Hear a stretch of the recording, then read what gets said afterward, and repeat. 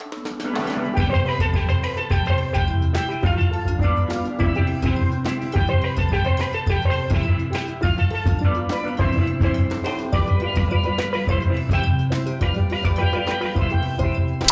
there, YouTubers.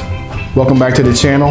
I'd like to say first off, if you're new to this channel, welcome. And for my previous subscribers and viewers, thank you for staying with me. But we're here today to talk about an exciting topic for both of us. Yeah. And we got the idea to make this video, and it's actually going to be a vlog series from another YouTuber and his, at the time, fiance, now wife. So what we're going to do with this series is basically vlog our wedding planning experiences. We are less than 6 months away. Actually, we're closer to 5 months, right? Yeah, closer to 5 months. So we're closer to 5 months. So here we go. Let's start from the beginning, the proposal. We got engaged on December 26, 2019. It was beautiful, right? And what do you need for an engagement? Obviously a ring. So before we got engaged, we had talked about, the ring. I was very clear that I did not want an expensive ring. And it's because I don't really identify with the whole marriage industrial complex in the United States, where it's become this huge industry and you have to spend a ton of money to prove that you love each other, right? So I showed Raheem this video, and maybe we'll provide a link to it, about engagement rings and about how much of a scam they are in terms of price. So Raheem, I guess trying to be slick, asked me what type of engagement rings I liked. So my engagement ring and my wedding band are both from a company on Etsy.com. Yes. So for the male side of that, I was kind of surprised when she said that she didn't subscribe to the whole, you must buy a princess cut diamond with the clearest clarity. I was a little bit surprised. I wasn't going to be the one to tell her, you know, you can't have the ring you want for your wedding. But either way, I did ask her to give me some examples of rings. And this was far enough out where she had no idea if a proposal was coming or not. Once we talked about the rings, I'm like, okay, while we're talking about it, just give me some examples of rings and links to the ones that you like. And so she did that. That was the easy part. We got that out the way. I proposed, like you said, December 26, 2019. Mm-hmm. Our parents were here. No, it was 18. That's what I thought. When you said it, I was like... no, it was 2018. Yeah, when you said it, I was like, oh. But I didn't want to correct her because... 2018. So yes, 2018. It was just before the 2019 year. And then we basically, she started planning almost immediately.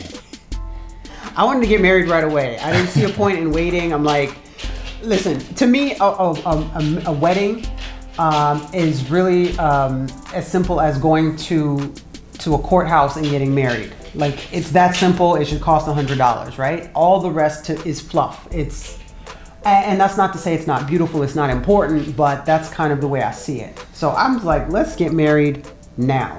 However, thinking about our families, and that it was important to Raheem, and it definitely did become important to me that our families be there. We didn't want to rush it, because rushing it meant that we would have to come up with all the money in a short period of time, and so would our families, depending on where we wanted to have it. So we eventually decided to delay it to summer of 2020 rather than 2019. So that moved us to our first order of planning, which was the budget. And my idea when it comes to planning something that we want to do is shoot for the stars. So ask for what you want and then work backwards from there. So I basically said to Akeisha, let's come up with a budget, like a complete wish list, money's not an issue budget. Because our first thought was, we love the beach, we love the ocean, we love warm weather. We're gonna get married in, I'm thinking Africa, Jamaica, somewhere on some island. Yeah. And we thought about the French Caribbean. Yes. And then we started looking at numbers. Like, okay, at some of these resorts that are all inclusive, that's great that they're all inclusive. They have wedding packages. That added up so quickly, like, you know, exceeding $15,000, $20,000, that it was kind of like, yeah, we didn't like that option. So we decided very quickly that we are not going to just go down the traditional ceremonial path to getting married. So we threw all those rules out the window. We're going to have to put them in a kennel. Good boy. That boy, Kano. Sorry about that. Had to put Kano in the kennel because he just was making too much noise. We're not going to be too much longer. But slump down a little because your head is being cut off. Okay. We decided that we were going to have our wedding, and if it had some traditional parts, that's great. But we didn't feel the need to be forced into it. So our budget, we'll be able to pay, I would say 3/4 of it in cash. Yes. And maybe, and then another quarter on our credit cards, paid off by the end of the year. We decided on Pompano Beach, Florida, because we vacationed there twice. And the second time we were there was in summer of 2019. And it just kind of hit us like, why not here? So that's our plan. We're going to fly down.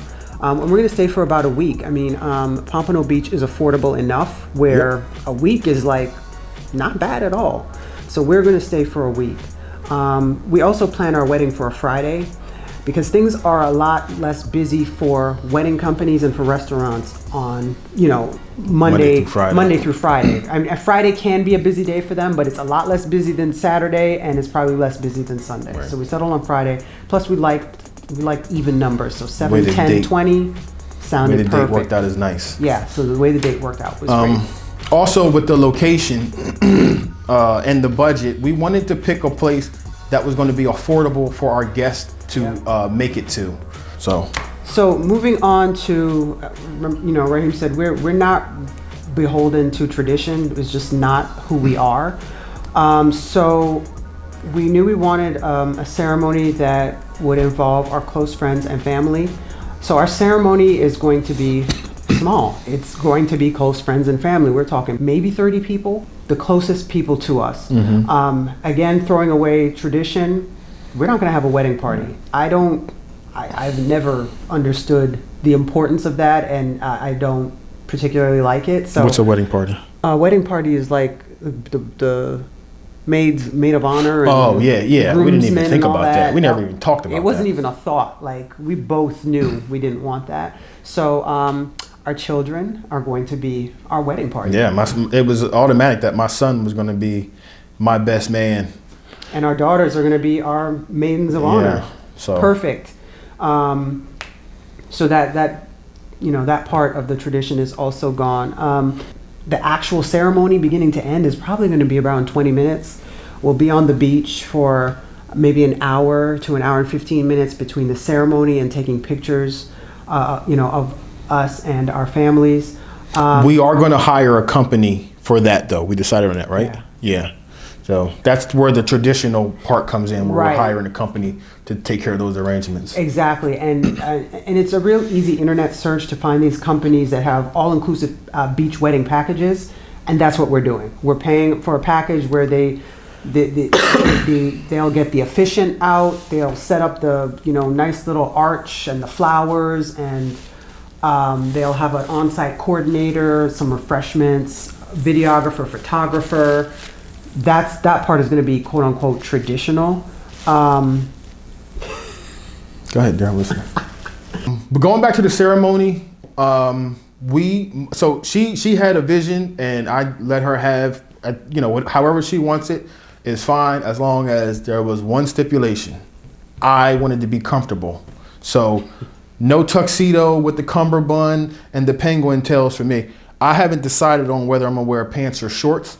I haven't decided on whether I'm gonna be barefoot or sneakers, but that's it. And she agreed. So I want him to be comfortable. I want him to be comfortable. Yeah. I too will be comfortable. I'm going to get a really nice dress, but again, in keeping with my whole anti-wedding establishment and spending a ton of money, more likely than not, my dress is gonna come from lulus.com, and I might spend $150 on it. That's like on the upper end.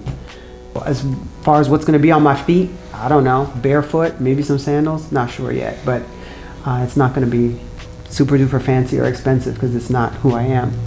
And since it is a destination wedding, we know everyone's not going to be able to make it. Yeah. So, like she said, we're going to have a dinner after the wedding, but our official reception is going to be a week later here at our house in Maryland, and it's in July, so it's basically a cookout or a barbecue style theme. Nothing and that's fancy. For like, we'll invite co-workers, yes, friends, extended family. Anybody who couldn't make it who was invited to the wedding is welcome to come to both. So the one thing we're going to talk about next is probably the one thing that we disagreed on so far, and it happened. So we're going to talk about it. Akeisha is ultra budget conscious. Yes, I am. I'm thinking we're going to get 2 limos, a limo for us, and then get one of those limousine buses, not the regular side by side. Yeah, the party bus. She has a different thought on it. I'm okay, gonna say. So listen. Somebody, a coworker, told me they went to a wedding where to get from the wedding location to the reception, they were given an Uber code, and people called Uber, and and he was like, "Nah, babe, we're not doing that." So this was something I had to let go of. This is what he wants to do, and eventually I had to say, all right, if that's what you want, then that's what you're going to have. So another budget kind of thing. All right, so the company that's going to perform the wedding, they can provide us with flowers for, like, if we're talking about a bridal bouquet, 2 bouquets for our maidens of honor, boutonnieres, it was going to be something like $300. And I was like, what? For what? Mm-hmm. The flowers are going to die. We're not going to take them home, right? So I started looking up alternatives, and I found out that you can buy silk flower bouquets and boutonnieres online for a fraction of the cost. Mm-hmm. Like, we could get flowers, all the flowers that we want, and maybe some flowers for centerpieces at the restaurant for like $100. One thing we've learned, and one thing we are adamant about, is we don't want to do something just because it's traditional. Yeah. So we're not going to do it. All right, so we're going to end this first video here. This was pretty long, and we're going to pick up on this exact where we left off in part 2. So please stay tuned. Bye.